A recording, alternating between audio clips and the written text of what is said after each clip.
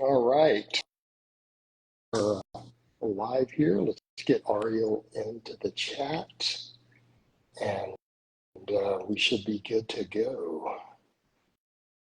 All right.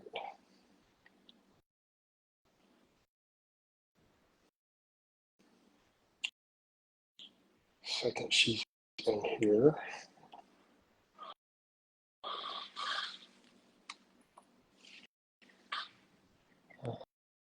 Okay, just taking a moment.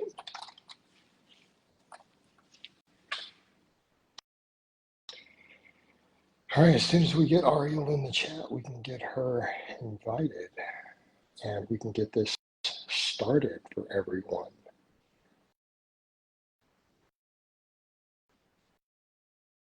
I'm not sure what the holdup is. Oh yeah, Ryan, definitely repping my Texas pride. Definitely repping it. I don't know why it's taken forever to get her in. I haven't seen her enter the chat yet.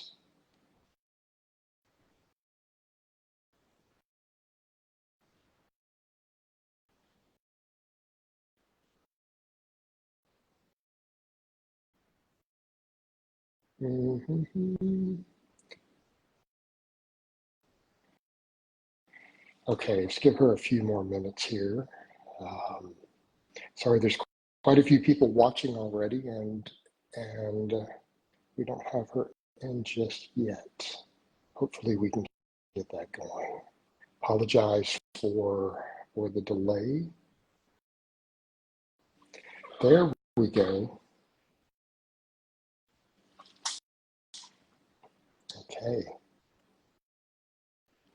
Can you see me? There we There go. we go. Yeah, All sorry. right, It was not fantastic. letting me have that option. Hi. Not a problem. How are you doing, Ariel?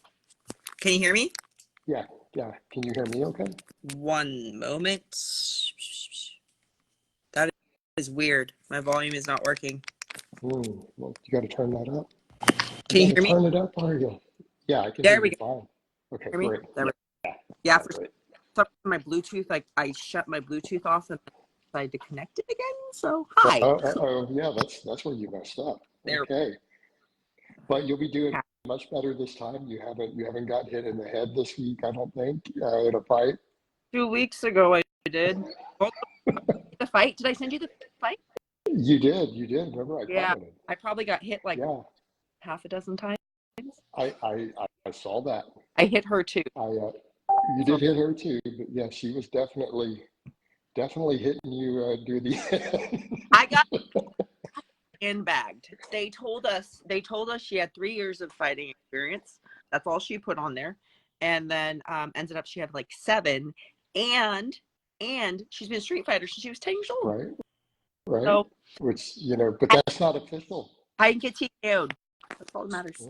Walked out of there not falling over. The guy 2 fights after me ended up getting not only knocked out, he fell to the ground and started convulsing in an epileptic seizure. Yeah, that's not good. So that is not the goal, and that didn't happen. So See, this is one reason you guys don't see me fighting. I'm too pretty to get hit in the face. Well, I was too pretty. Yes, I was in the fight, Susan. I'm officially now a registered amateur fighter for Camo in California. All right. Yeah. So let's body dysmorphia. So where do we want to go with this? Because this is one of those we could probably do multiple streams on, because let's define the first. I mean, people probably know what it is to an extent. You have muscle dysmorphia, and then you have body dysmorphia. Muscle dysmorphia, I've probably gone through at least some point in our. Yeah, absolutely. I mean, I do, obviously. I mean, I'm a serious power lifter, and I'm always standing around going, I look kind of small. I could stand to put another 10, 20, 30 pounds of muscle on. Yeah. What is it? Once you start lifting, you're forever small. That's forever small. In reality is I'm 225 at a healthy body fat, and people ask me if I compete in bodybuilding when I'm in the grocery store.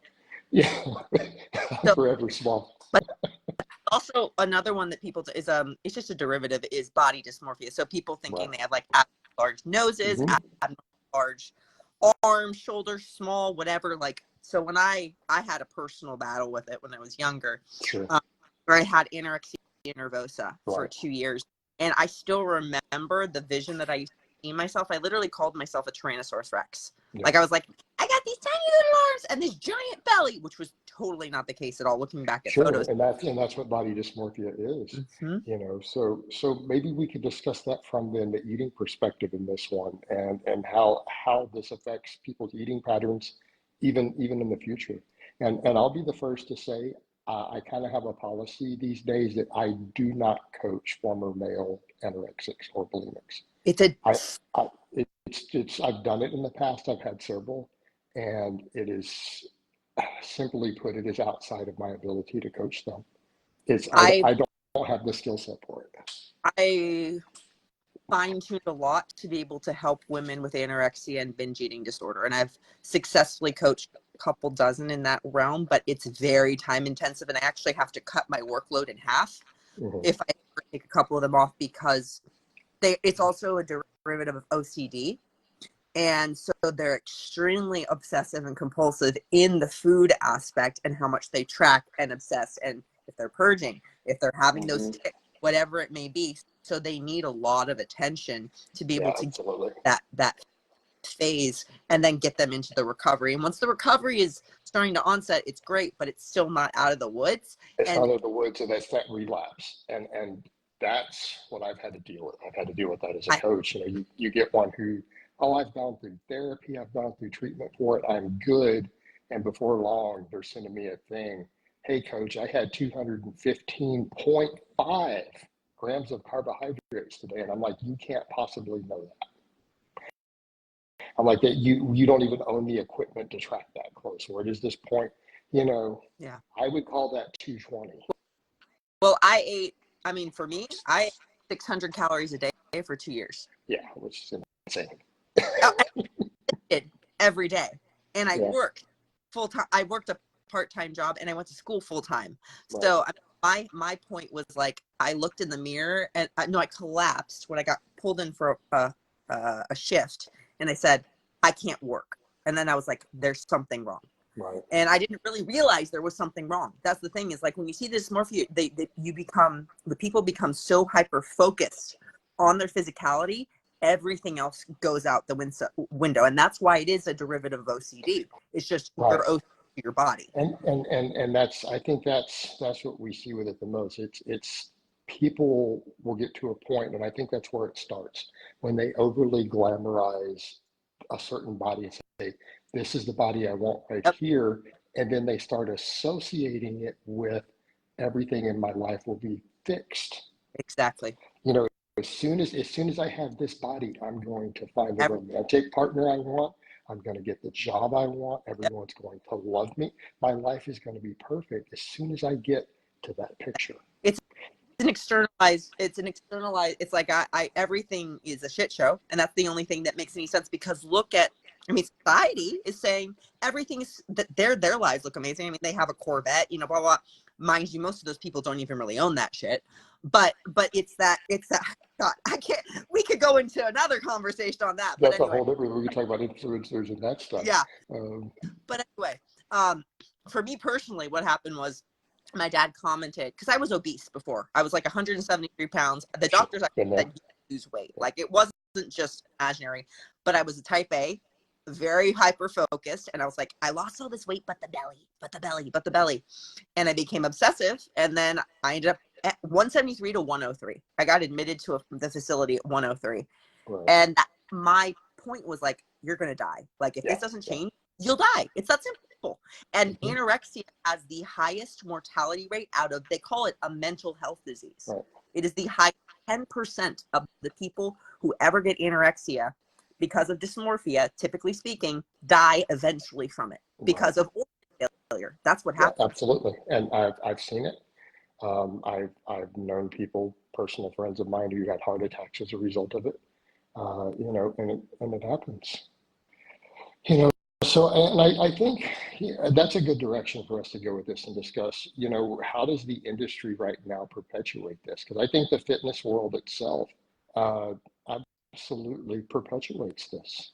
And that's the fine line. And I get this a lot, and you probably too. I rarely train competitors these days because of this reason. Because if you don't have an eating disorder before, the likelihood of you in and coming out with a healthy mindset, unless you're being very meticulously mentored and coached in it, you're going to develop one, because that is a byproduct of the industry. Oh, absolutely, absolutely. And the fitness world does that. Competitive bodybuilding can do that.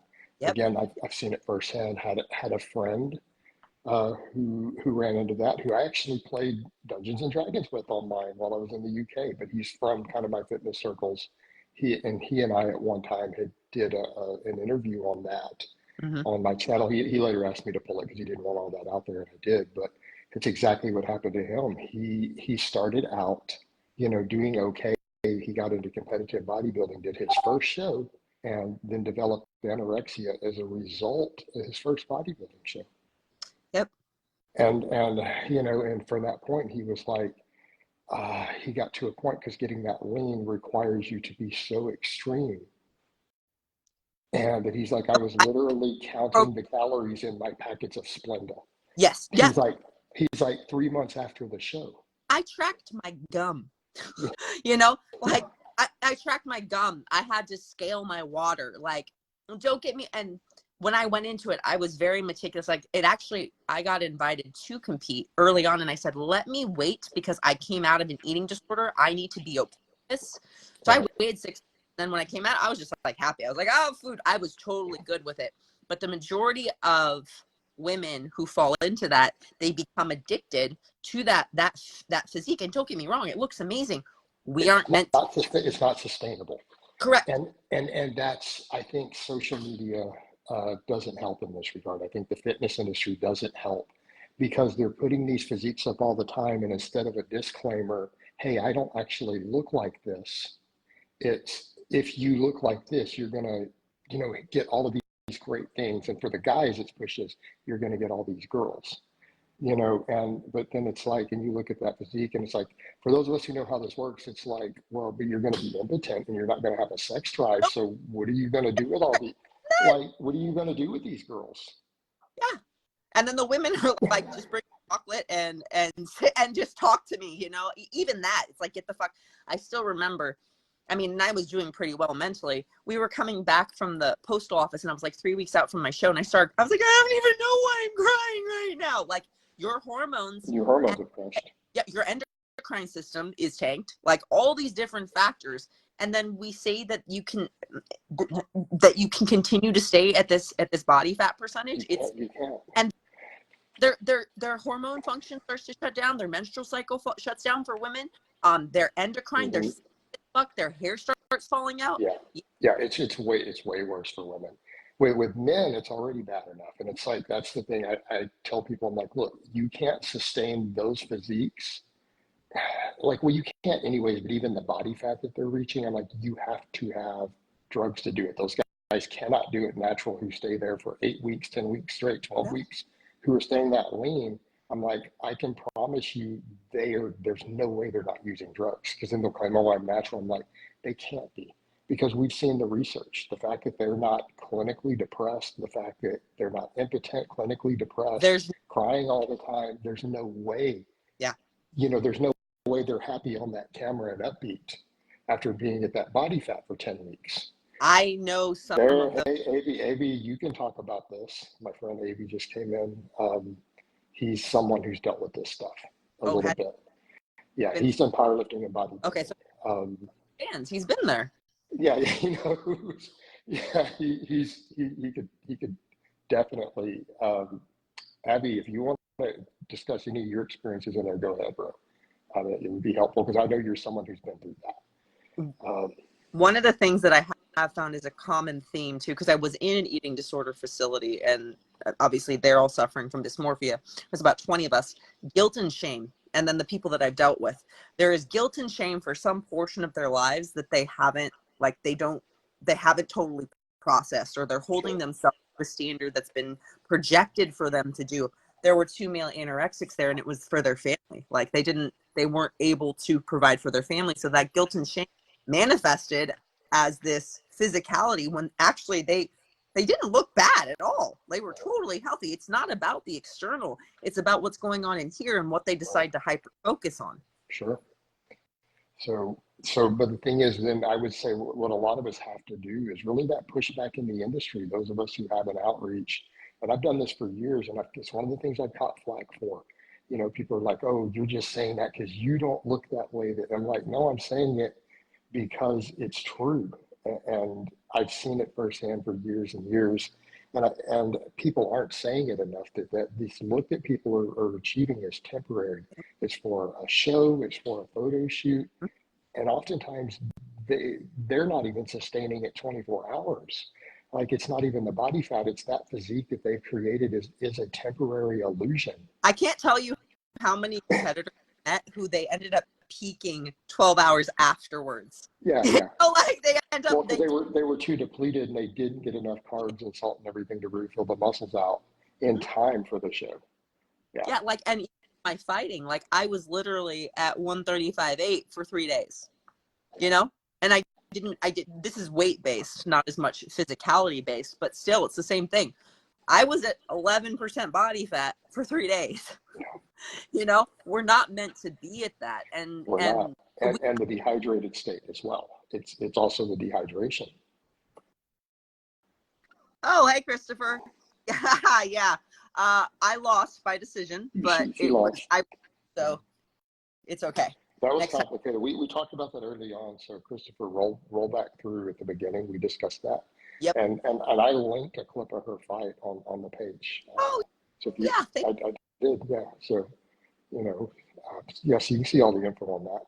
But, you know, back over to the thing, a lot of us have to do, you know, who have influence out there is to continue to push that and remind people that that's being used to market. And that's the real problem is when people are using it to market. This is my physique, buy my products, buy my program, buy my book. And they're at an unobtainable, not only body fat, but even fluid balance in those photos or that one shirtless video they do every now and then. And it's used to sell products. And we see it on the men's side. And of course, we see it on women's stuff. It's been doing this for longer, but we're seeing it everywhere now. Well, it's kind of like you've been seeing this hoax for this long. Why are you guys still falling for it? Why? And they are. It's a hoax. It's a hoax. What makes you think that this person is going to be that much more genuine than the next? They're not. I don't push any supplements. Yeah. I mean, not specific. You know, I'm like, okay, go. I take only single ingredient ones. The ones we've got the list of what we've gone through. Yes. Yeah. And if someone is pushing something with their physicality, you should question integrity. Honestly. Absolutely. Yeah. Sorry, if they're not food and this, then it's, and there's only this way. That's also a big red flag. This is the only way. Right. Absolutely. Exactly. Yep. I'm the same way. I shop the perimeter of the store, get some canned goods sometimes, some frozen stuff, and that's the majority of my shopping. But again, we're talking about for the gen pop, the extreme athlete can get away with more junk food than the general population. True, but as long as they're not overtly stressed, because if they're overtly stressed, that's going to mess with their gut more. Yeah. But I mean, God, what do I have in I think I have a honey bunches of oats. That's my kryptonite. Yeah, there's certain things that I decide to indulge in. But again, it's not the majority of my diet. Right. Jeff wants to know if you had body dysmorphia in the past and what advice do you have for that issue, serious small man syndrome? I mean, I just discussed that earlier. Yeah, I mean, I have that. I always see myself as carrying less muscle than what I know for a fact that I have from DEXA scans. If I occasionally stop and look at the mirror at a picture or a lifting video, sometimes I'm like, oh God, I didn't know I'm that big. And I see it every day because I vlog all my workouts. And occasionally I get an angle to where I just step a certain way and go, where did that 30 pounds of muscle come from? I didn't see that for the past 3 months. Why did it just appear right at that? Would you say that your mood, your sleep, your hydration, all these different factors can affect the volatility and the intensity of your dysmorphia? Oh, absolutely. Yeah, your mental state. Yep. Absolutely is a factor. So sleep quality, the way you're managing stress, all of those things. Yes, Miss Joni. Okay, PTSD. So typically speaking, and I can't really give a general, like I'm very wary of giving general advice. This is very much a case by case basis. If you are diagnosed with PTSD, I would want to learn more as to where you're at in the stages of processing that before giving more breath. But typically speaking, looking at the past experiences in a controlled and grounded way. So you have like things you can touch, things you can smell, things that ground you to where you're at, and going back to the experiences and familiarizing yourself to an extent. The what? I'm about to ban that person. They're actually, I Oh, believe that's a troll. Yeah, that's okay. that was an impressive troll. Joni? Yeah, yeah, yeah. Yeah. So Yeah, but with Jeff, well, I mean, Jeff, I know you asked Jason, but I would say look at what factors are creating that volatility: sleep, hydration, rest, recovery, all those fun things. And then when you're feeling that small man syndrome, ask yourself, how is my physicality going to create this vision of what I want for my life? Is it really? Like, dig deep, and your psyche many times will actually answer if you sit and listen. right. And that's absolutely the case. And it's unfortunate that in all of our extreme sports that we deal with, of oftentimes that level of brokenness is useful to drive you to be a champion. Like we were talking about that with powerlifters. I'm like, no, I don't want you. Don't fix my elite deadlifters. They're not going to be able to deadlift 800 pounds if they're well balanced. Exactly. Yes, ma'am, Miss Susan. I am the owner and founder of the business. So thank you. I made it back in COVID, and Jason and I have, that's how we actually kind of became good friends a little bit a while ago. So, but yeah, if you guys have any other questions in that regard. Yeah, I'm sure they do. But I guess the thing is when dealing with the body dysmorphia is also for men is learning to step back and ask your question of is it worth it? Is it going to fix your problems? And again, I of all people understand the desire to always get bigger. And I wouldn't say that I fully have learned uh, to balance that as a person. But again, it comes back to the point of I'm also in the fitness industry. I'm also a coach. I'm also a competitor. There's a So standard we have to healthily keep ourselves to. We can't go and get sloppy, yeah, and I can't afford to be small. I mean, I'm a strength coach. I have to put up big numbers, and we don't put up big numbers without muscle mass. This is true. But then it's also like, and this is a big thing I'm like, that I preach these days. I'm not my body. Right. I'm not, Well, of course not. Yeah. This is something that I decide to work hard to reach right now. And right now my body's for martial arts. It's not for bodybuilding. So Sure. acceptance as to what that looks like, and allowing that to be a fluid process as opposed to a very rigid process. And that's rigidity is typically what creates the disordered patterns of thinking. Yeah, absolutely. But and that's again the people who have that thinking are the ones who are most susceptible to the stuff in the industry, and that's something I'm really going to push a lot moving forward. Is again explaining to people that this industry pushes that, and it does hurt people. It hurts their image, men and women both, especially the excessive leanness. Oh God. Yeah, because again, there's a point where it's not healthy. Any of the extremes are going to harm your health. Anything is unhealthy. It's that simple. Right. And what women in management, I sometimes think my team takes me less seriously. Oh, this is not a dysmorphia, but okay, because I'm a woman. How many employees do you manage?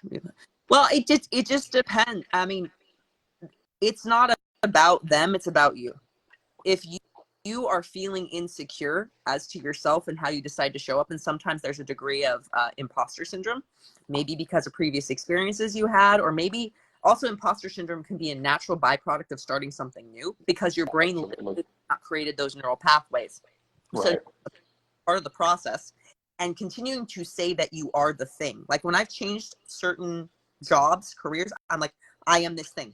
I am a life coach. I am a hypnosis coach. I am these things. And I just start saying it. The more that you say it, the more that it shapes your brain's pathways towards actually doing those things. And at the beginning, in the first few days, first few weeks, it feels unusual. But if you say it and you actually start doing the actions, that creates the merging of your new identity from the old one. So if you're second guessing yourself, if you're feeling like that's insecurity, say what you are, show up as you are. And then if you have the insecurities come up, say, why am I attaching to the beliefs of others and holding myself to their standard as opposed to my own? Yeah. Well, and it's funny, the stuff we do as coaches, like I'm nodding because this is what I sound like talking to my lifters to get them at elite levels of strength. It's like, it is that self-programming, what you tell yourself. And negative self-talk will absolutely destroy everything you do. It will destroy your performance as an athlete. It will destroy your career, because what we tell ourselves is what we believe. Yep. Your create energy, which creates actual action in your life, which creates your life. It's that simple. It's that simple, people. Side tangent, but I have people come up to me all the time and they're like, how do you do all these things? How do you travel here? How do you do this? I'm like, I say I'm going to do it and I do it. It's that simple. Not rocket science, people. Right. The thing it really isn't. Doing. That's the thing. Yeah. Negative preconceived notions hold you back. Yeah, but Fabrizio, where are those coming from? Why are you continuing to listen to them? And where are those? Go back to the root. What story were you told? What experience did you have? What feedback loop did you create to create those stories? Because guess who made them? You, which means you can also rewrite them. Right. And I mean, we can come back and even when people discuss imposter syndrome, hey, imposter syndrome is great. Being delusional is great if you want to be a champion. Because realistically, the idea that anyone says, I'm going to win at anything in a competitive environment is delusional. Mm-hmm. So you need to lie to yourself. I say it all the time. You know, I tell that to anyone, if you want to be good at what you're doing, lie to yourself about it. Convince yourself that your potential is limitless. Convince yourself that you have great genetics for what you're trying to do. Yeah. You know, because I hate that the genetic cop out. And I'm not saying genetics don't matter in all of our sports. They're enormous. They are. But we can program ourselves too. And there's studies on that. There's a book called The Biology of Belief by Bruce Lipton. You read it? I've heard of it. I haven't read it. I've heard of it. Former molecular and cellular biologist gone quantum physicist. Right. And he talks about how Darwin actually changed his entire theory of nature and nurture like 10 years afterwards, but it was too late at that point. And he rescinded the previous statement, which was we are actually more of a byproduct of our environment than we are our genetic coding, which means epigenetics is a big deal. Yeah. Yes, you can change how your genes are expressed, which means you could become a champion based off of who you surround yourself in, how you train yourself, how you view yourself, etc. I was not athletic at all. I could barely pass PE in high school. I am almost every tournament that I enter, and I'm looking at going into pro fighting. And it's only been 12 years. So, I mean, take what you want from that. I still have a lot to learn, 100%, but 90% of it is up here. And then that shapes something else. Which, you know, we could take the training thing back over to her question that she had just asked, you know, about being in management of her company. Stop telling yourself that they don't take you seriously. Start telling yourself that they do take you seriously. They should take you seriously, and that you are competent, that you are a good manager, and you will change your experience based upon that. Exactly. It will change the way that you interact with those people on a subconscious level. Yes, because if they feel you're insecure, they're going to treat you like you're insecure. Yeah, exactly. They can feel the energy of incongruence because you are not being congruent with how you decide to show up, and the role that you are placing upon yourself. So of course they're going to question, because you're questioning you. Right. Yeah. But what we tell ourselves matters. It's just like I had one of my clients laughed at one of my reels from my training the other day. I'm like, well, I'm taking this training really easy today. I didn't go very hard on this workout. And this set was, I just left a lot in reserve and it wasn't difficult. And he's just like watching me rep 500 pounds on a deadlift for a work set. And, he's like, yeah, your definition of easy is a little different from mine. Right? Yeah, we all have different definitions of easy. But the thing is, I tell myself that all the time. I don't think my training is that difficult. I really don't. Yeah, but then anyone at it and they're like, but we also have to, then we have the adaptation to stimulus, right? Right. So, that can be conversation. I'm not working with any of Jason's clients, Jeff. I worked with Jason for a short time, while, but not any of his clients as of this moment. So, but yeah, no, we'll call our client. I'm sure he trains her for free. Oh my gosh, no, we are not. We are not. We are just good friends. Yeah. Oh, I just saw that comment pop up. I'm watching my computer too. Oh, so I can. So yeah. So I'm seeing those pop through there. It's easier than watching my phone. Still waiting for them to actually let us do this on laptops. That would be absolutely amazing. It'd be great. Yeah.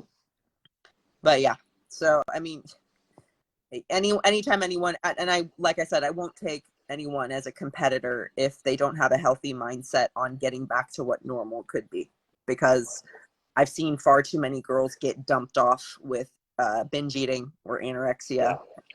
Yeah. And like I said, for me, I don't do former women. Yeah. I actually do strength coach some who've had eating disorders. It's totally different. With men, I find the relapse problem is big. I've seen me. Because there's almost like an empowering aspect, and the women start to, okay, this is fueling me. This is not harming, Right. That's why it's a very different. Right.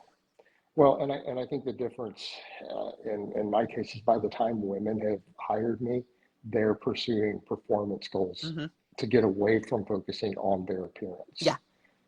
And so therefore it's an easy transition, because now once they're my client, all they're going to care about is getting stronger. And body weight is only an issue of, are we trying to, be in a weight class or to just stay healthy? They're rarely worried about, can I get a certain look? Whereas when I get men who come to me, if they have had an eating disorder, I get them relapsing, and then they start, talking to me about their aesthetics. They start talking to me about wanting to count their exact grams of carbs to the fraction of a gram. And I'm like, yeah, this is not going to work.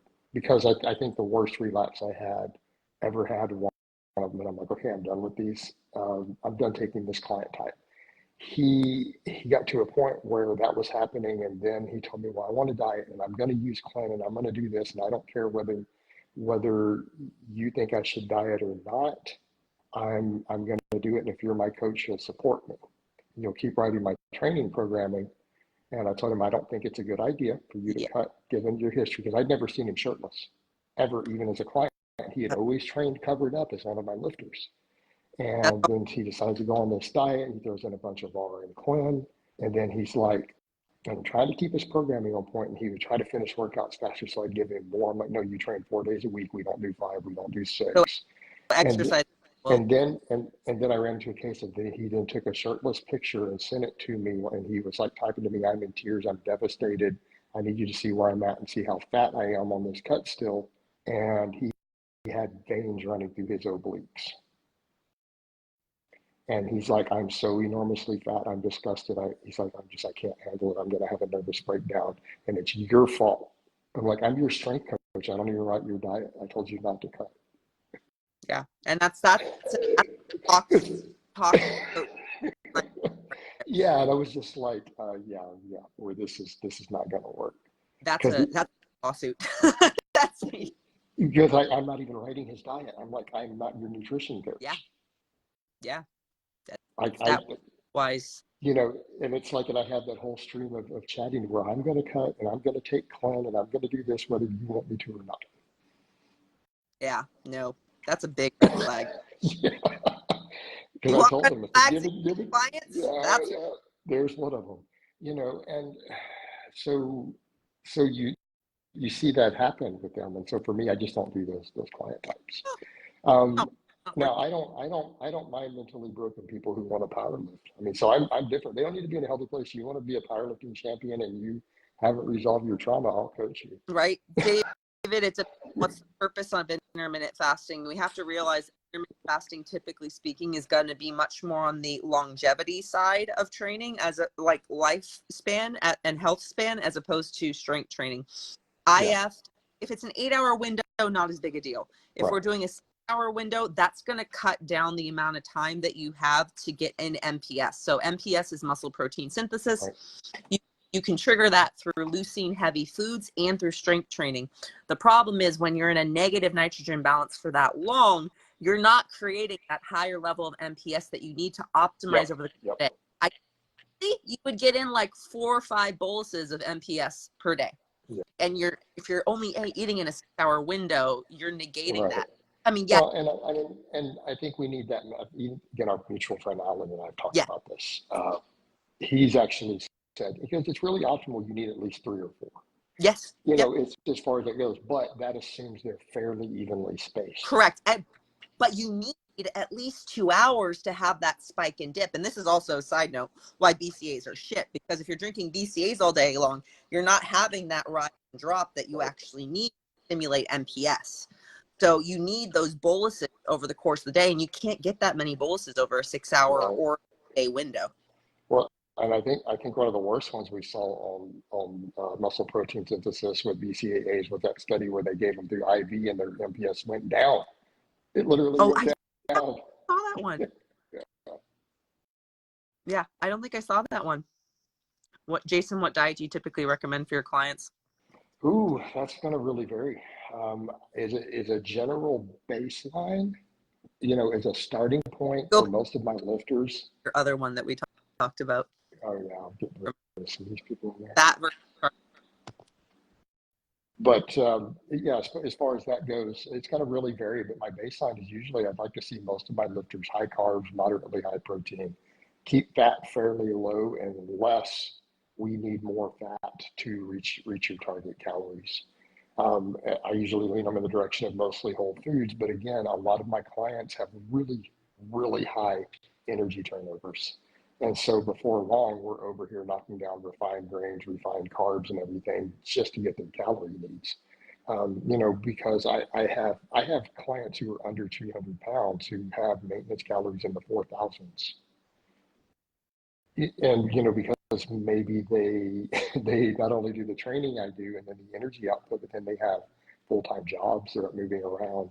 I mean, so in that case, you know, at some point it's refined carbs to get there. Failing that, we start adding fat. Yep. Or like with my client Doug, who you guys see from his own blogs and everything. Doug eats ice cream every day. He's got abs. Yeah. He eats ice cream. Yeah.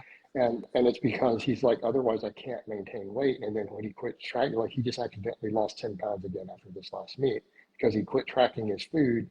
And it's like he dropped from like 185 to, you know, like 173 or something. And he weighed himself, he didn't weigh for a few weeks. And he's like, well, I thought I was eating enough. And he loses, you know, 10, 12 pounds. But he's one of those clients who he literally has to eat ice cream to get to 180 pounds. Yeah, and some do. I'm curious, when you start to get into that level, like, does that contribute to how you view yourself as well? I mean, eating is it's a job. It's a job at that point. Right. Well, yeah, absolutely. I mean, it becomes just part of your lifestyle. And so for me, it's food. My whole life is very food oriented. You mean? I mean, I eat a lot of food, but sorry, I'm almost getting tied up with some of these comments, guys. I'm not going to go into all the stuff on the algorithm. If you're part of any of the various groups, you know what's going on with the Facebook algorithm right now. I don't have time to give a master class on the changes in the algorithm and how all the pages are panicking right now. Algorithm changes. Yeah. Like if you're in any of the groups or even the meta groups, all the page owners are panicking right now for the last couple of months. It's been bad. Like they're in full panic mode. I don't care. I don't have enough energy. I don't.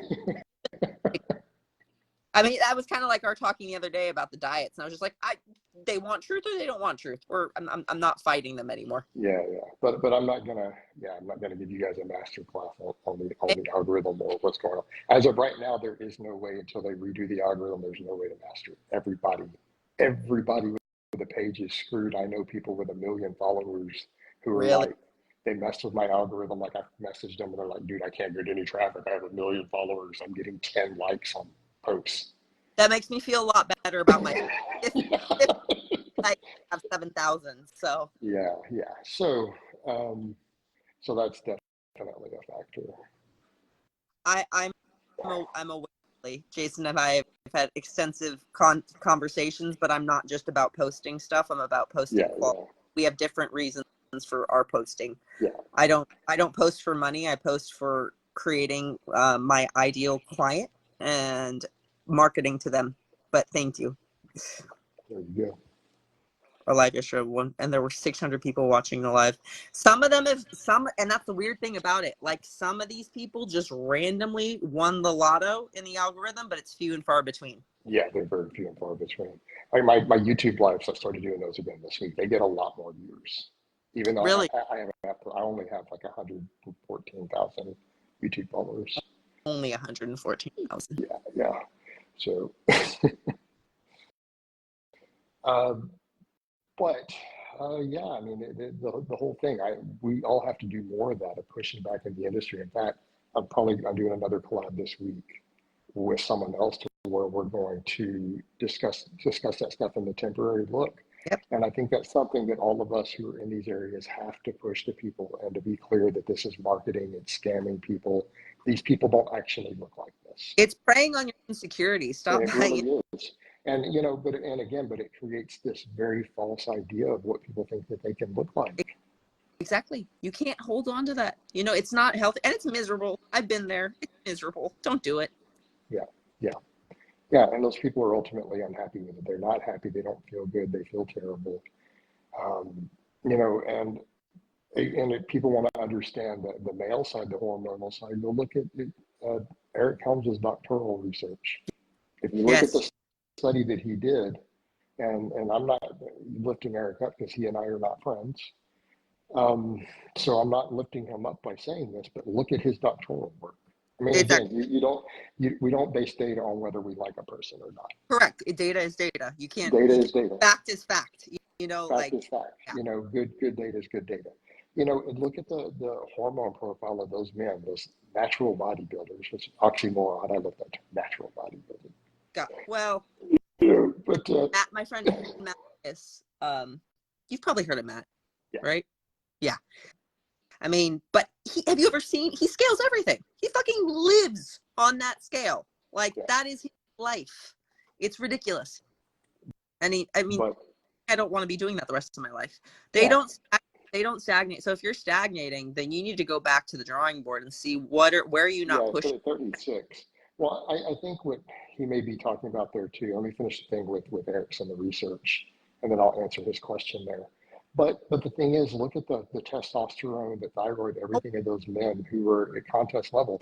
They look like they were 70, 80-year-old men. Yes. That's what happens when you get shredded, bro. Well, and the women are all postmenopausal. Yeah. And they're fucking.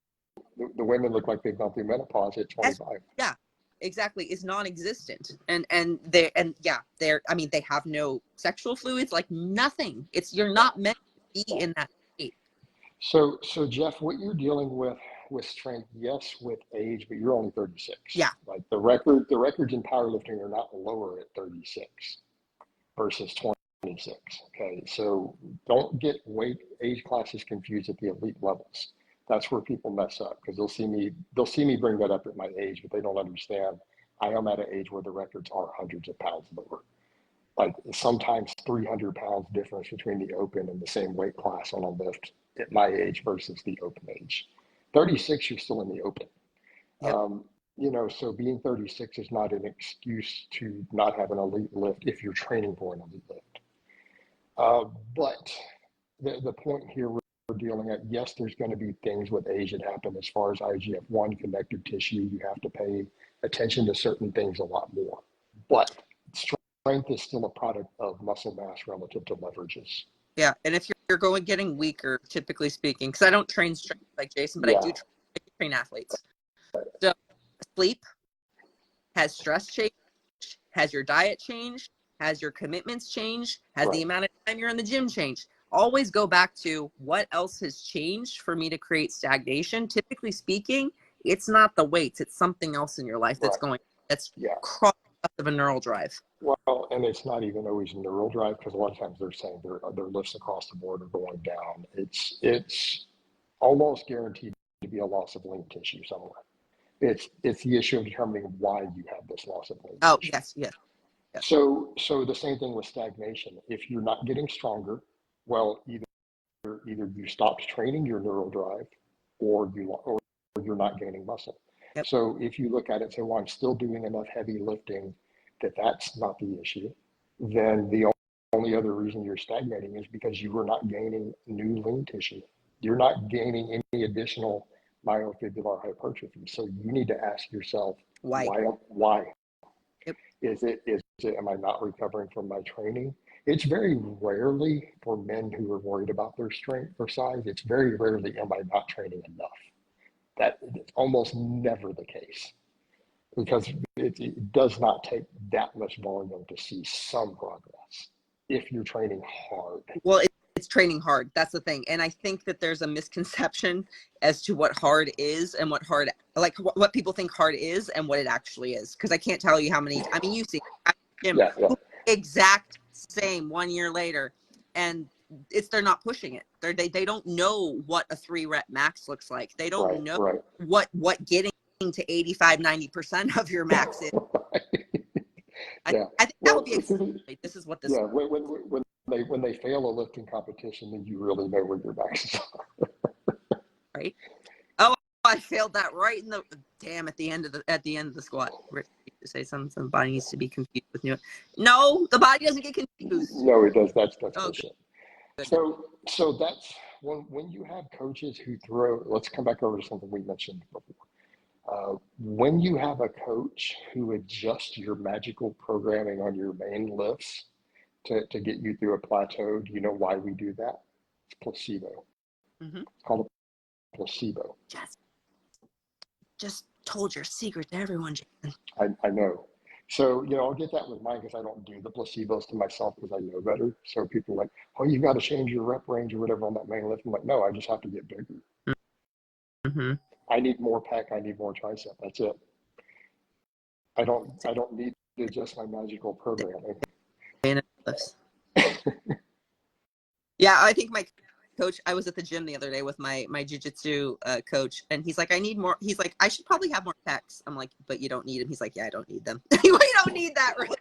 I mean, a little a little hip bump, and it's more glutes than chest. We don't use a lot of chest in jiu-jitsu. Not in your sport. Yeah, so I do have to log off because I got a 4:00, but so guys, if you like this, we'll be back in 2 weeks. Let us know. We'll be back in 2 weeks, and we can do more dysmorphia ones, but we'll probably structure them a little better. I think if we're going to do these, we'll probably get an outline, I think if we want to cover more of these. Yeah. But it was a good, solid start, and I think that is we can go into that for a very long time, too. Yeah, absolutely. All right, so it was a good chat. I'll let you get to your next client. Take care, everyone. Have a good one. Yep. Bye.